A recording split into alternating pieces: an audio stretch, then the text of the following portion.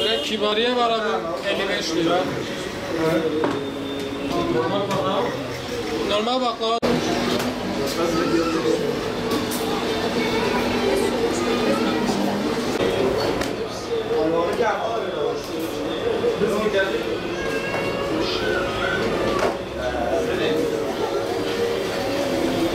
Şimdi öncelikle sezon açıldığı zaman fıstık 70 TL iken şu an fıstık 210 TL'ye ulaştı. Fıstığın 210 TL'ye ulaşmasının sebebi peyderpey yükseldi ama en sonunda 150 TL'den 210 TL'ye 60 TL bir kerede yükseldi. Bunun yükselmesinin sebebi de yani Antep'te kendi aralarında kara borsacılık yapan ekipler vardır.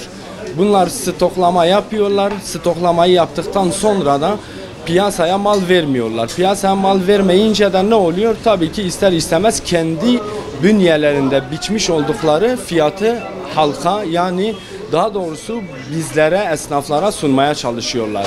Oysa almak zorundadırlar. Kendi kendilerine öyle bir düşünceye kapılıyorlar. Fakat bizler kadayıfçılar olarak, baklavacılar olarak bir araya geleceğiz. Ve bu olayı protesto da edeceğiz. Hatta başlamışız da buna. Zaten bazı Batı tarafından bazı arkadaşlarımız bu konuda fıstıklı baklavanın artık üretilmeyeceğini, ta ki fiyatlar bizim istemiş olduğumuz bir seviyeye ulaşıncaya kadar da fıstıklı baklava üretmeyeceklerini açıkladılar. Biz de bu konuda kesinlikle halkımıza da bunu duyurmak istiyoruz. Yani bizim elimizde olan bir şey değil bu. Bundan dolayı kesinlikle kara borsacılara asla ama asla taviz vermeyeceğiz ve bu işin üstünde duracağız. Gerekirse fıstıklı baklavayı da, fıstıklı kadayıfı da üretmeyeceğiz. Çünkü onlar ceplerini doldururken halkın cebinden boşaltılmasına biz müsaade etmeyeceğiz.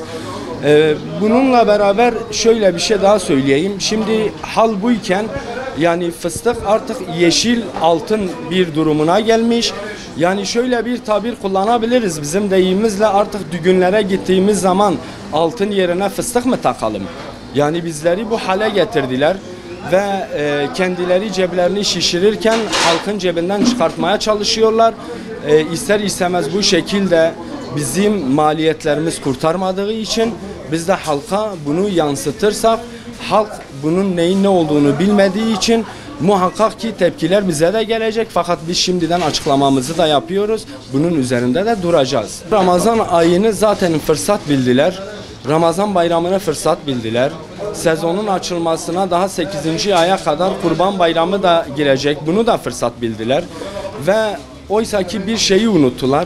Ramazan ayında insanlarımız, halkımız iftarlı iken ve bu kadayıfların, bu baklavaları onlara yansıtırsak oradan alacakları bedduayı unuttular. Oysa ki alma mazlumun ahını çıkar aheste aheste diye bir atasözümüz var ve bunun tecelli edeceğine de inanıyorum. Bununla beraber Ramazan'ı çok büyük bir fırsat bilerek bu işe koyuldular. Bununla beraber yetkililere şuradan seslenmek istiyorum. Diyorum ki bir an önce yani bu işe el atılmasını, bu iş artık bu saatten sonra insanların kara borsacılığına kalmaması ve yani rica ediyoruz bu işe el atsınlar ve devlet bünyesine alsınlar bu fıstık işlerini.